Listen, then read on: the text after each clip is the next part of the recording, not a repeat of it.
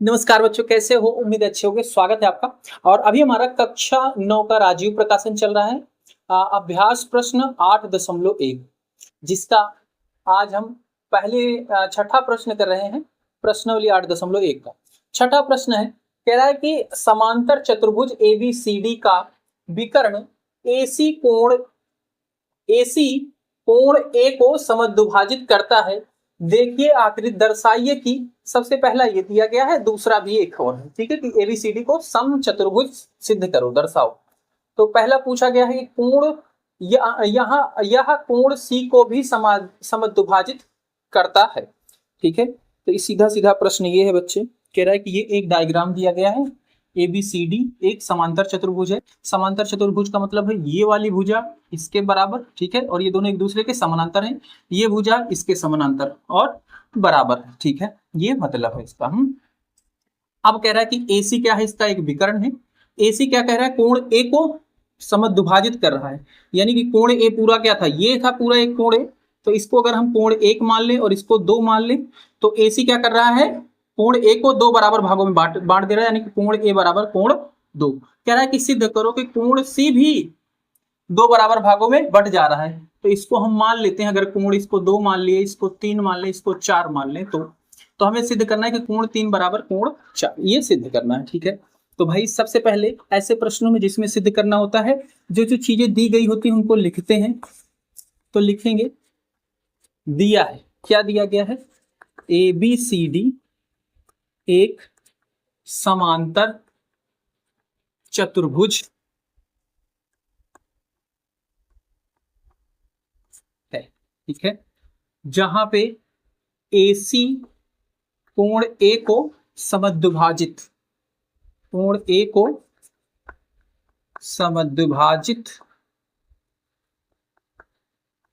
करता है। ठीक है, जो AC रेखा है कोण A को समद्विभाजित करता है। समद्विभाजित करता है इसका मतलब कोण 1 बराबर कोण 2, क्योंकि डायग्राम हमने बना लिया इस तरीके से। 1 2 नहीं दिया गया बुक में, तो हमने इसको खुद बना लिया, 1 2 मान लिया। ठीक, ये ओके, ये हो गया। इसके बाद सिद्ध क्या करना है भाई, सिद्ध करना है AC कोण C को भी समद्विभाजित करता है। ये हमें सिद्ध करना है कि AC जो रेखा है कोण C को भी समद्विभाजित करता है। यानी कि कोण 3 बराबर कोण 4, ये हमें सिद्ध करना है। उपपत्ति हमने क्या किया इसको सिद्ध करने में, तो भाई ध्यान से देखो। अगर यहां पे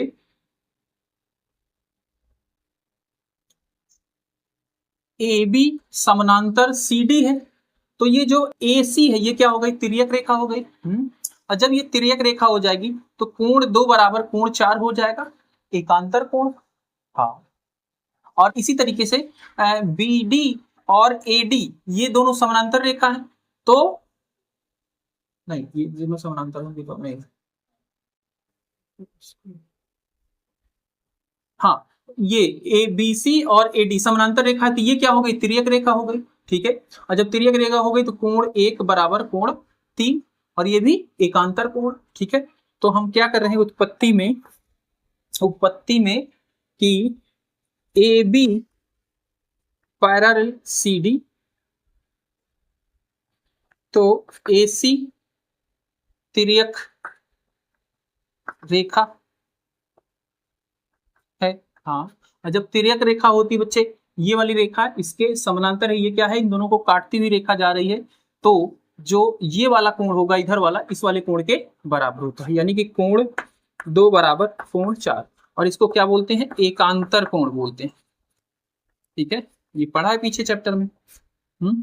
और अब इसी तरीके से अगर AD समानांतर BC, तो AC क्या हुई, इसमें भी तिर्यक रेखा ही होगी, AC तिर्यक रेखा। हाँ देखो भाई, ये समानांतर ले लो, ये समानांतर, तो ये जो AC जा रही है इसको भी काटेगी और इसको भी काटेगी, बीसी को भी काटेगी, बीसी को अगर आगे बढ़ाएं तो ये काटेगी। तो तिर्यक रेखा है। तो यहां पे जब ये तिर्यक रेखा है तो कोण 1 बराबर कोण 3 हो जाएगा।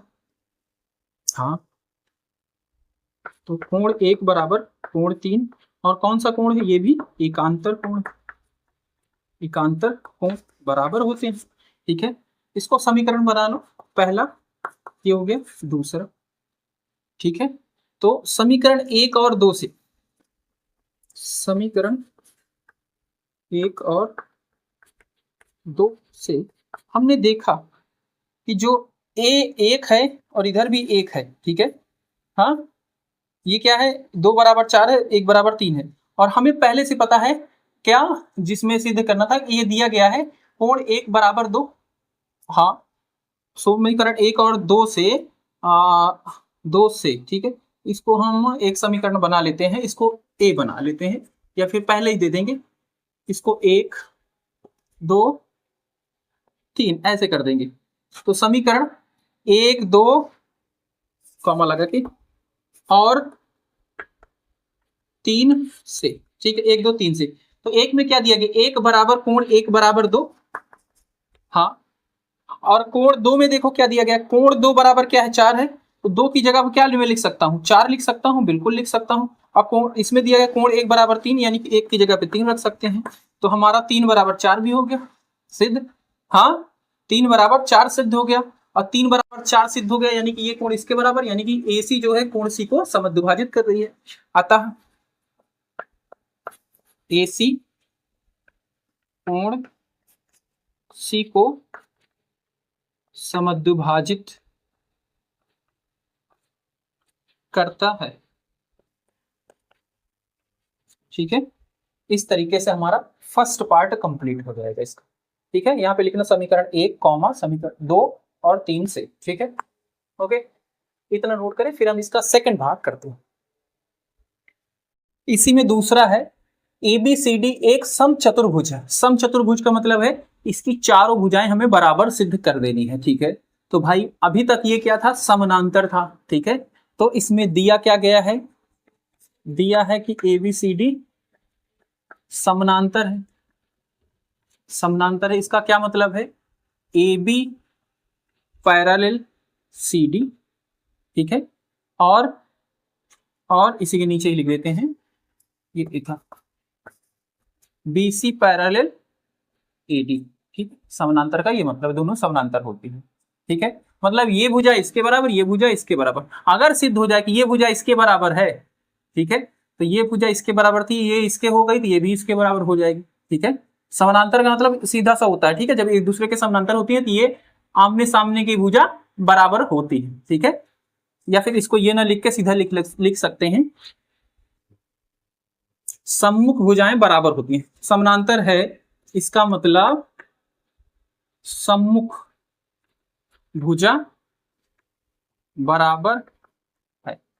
ठीक है, ये शॉर्ट में अपने समझने के लिए तुम्हें लिख रहा हूं, बाकी ABCD है तो उसका मतलब है खुद समझ में आता है कि सम्मुख भुजाएं बराबर है, आमने सामने की भुजा। तो देखो बच्चे, हमने अभी पढ़ा है त्रिभुज के अंदर कि त्रिभुज के कोण के सामने की भुजा, अगर दो त्रिभुज के कोण बराबर है तो उसके आमने सामने की भुजा भी बराबर होगी। ठीक है, अगर इसमें कोण 1 बराबर कोण 4 हो जाए, ठीक है, मानते हैं, ठीक है, तो इसके सामने की भुजा 1 है और 4 के सामने की भुजा ये वाली है। ठीक है, 1 के सामने की भुजा ये, इसके सामने की भुजा, तो ये भी बराबर होगी। ठीक है, और अभी हमने यहाँ पे देखा है कि कोण 3 बराबर कोण 4। ठीक है, कोण 3 बराबर कोण 4 देखा है। ठीक है, तो भाई कोण 3 के सामने की भुजा क्या है, ये है। ठीक है, और कोण 4 के सामने की भुजा क्या है, ये है, यानी कि ये और ये भुजा बराबर हो गई। और क्या बोल रहे हैं, सम्मुख भुजाएं बराबर होती ही हैं। ठीक है, हाँ, तो कोण 3 बराबर 4, तो भुजा ये हो जाएगी AB बराबर 3 बराबर 4, AC सॉरी AD।